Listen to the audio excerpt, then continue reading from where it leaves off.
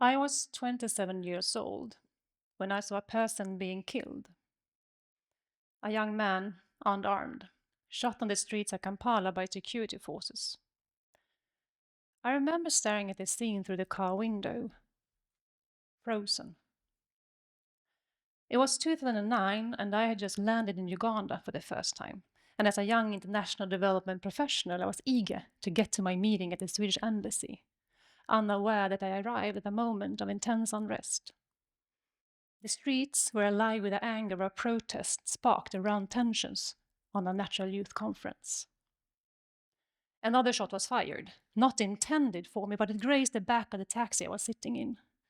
My driver shouted something I didn't register, and within what felt like seconds, I found myself at the balcony of a luxurious hotel with a gin and tonic in my shaking hand, safe, protected by walls, gates, and privilege. The young people protesting on the streets were not safe, and I could hear their screams as more shots were fired and more lives were lost. In the days that followed, the police arrested hundreds of young men, brutally beating those they suspected of rioting. Who was that young man? I felt an overwhelming need to understand what had happened, to make sense of what I had witnessed. So despite the curfew imposed on me for security reasons, I sneaked out of the hotel to meet and talk with people, both young and old.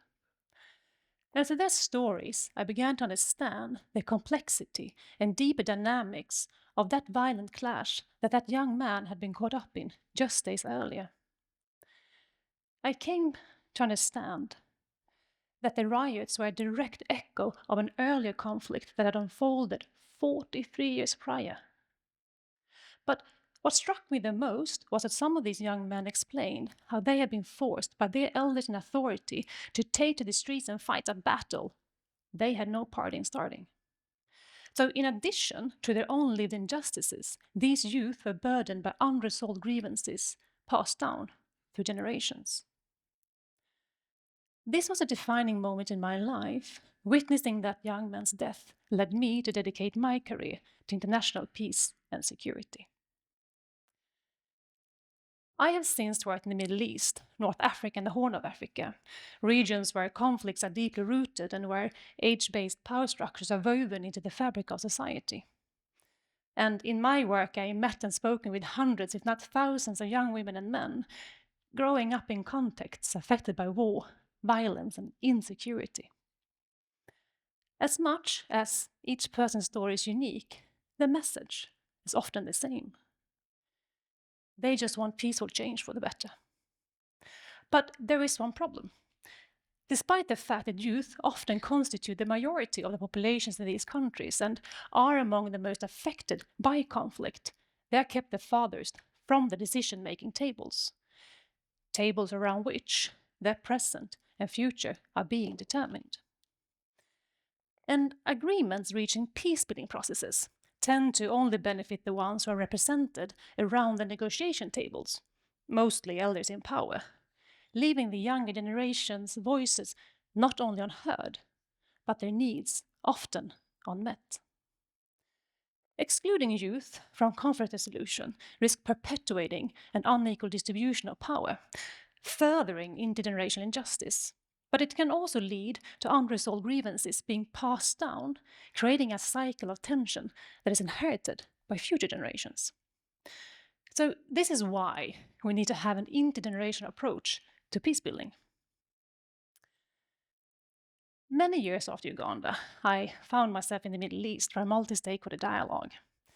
I was sitting in a meeting room filled with senior diplomats, former ministers, international practitioners, scholars, civil society leaders, and young activists, all of diverse backgrounds.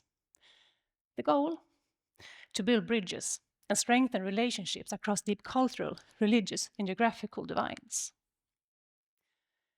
The dialogue took place in the weeks following October 7th, 2023. And everyone was deeply affected by what they saw as a watershed moment in regional history. but their perspectives on it were not shared. So the atmosphere in the room was tense, arms crossed, faces hard set with skepticism, voices growing sharper, and statements becoming more rigid.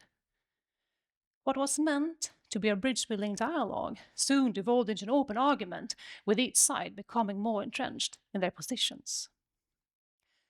The seasoned people around the table clung to long-held formal roles, narratives, and assumptions, whereas the younger participants, though present, remained more silent and reserved, overshadowed by the intensity of the confrontation.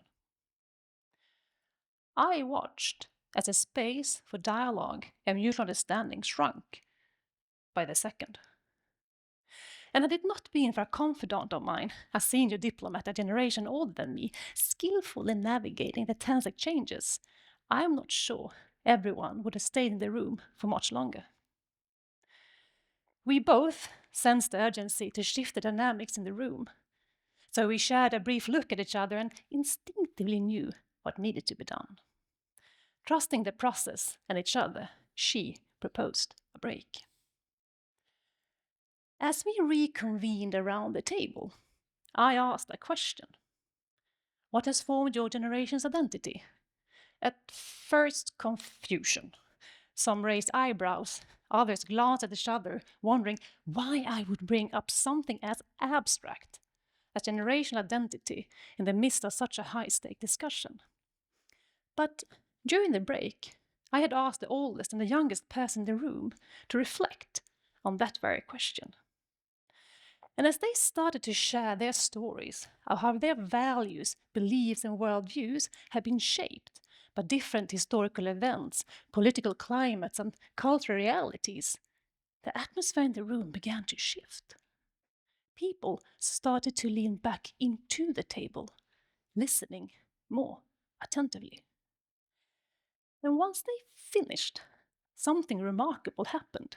Others started to share their own defining life moments. And as each story unfolded, people started to connect, not as former representatives of organizations or countries, but as humans. Gradually, the space for dialogue reopened. And as young and old bridged their generational divides, historical waypoints emerged with present realities, sparking mutual exchange, active listening, and deeper understanding, all of which are core pillars of transformative peacebuilding.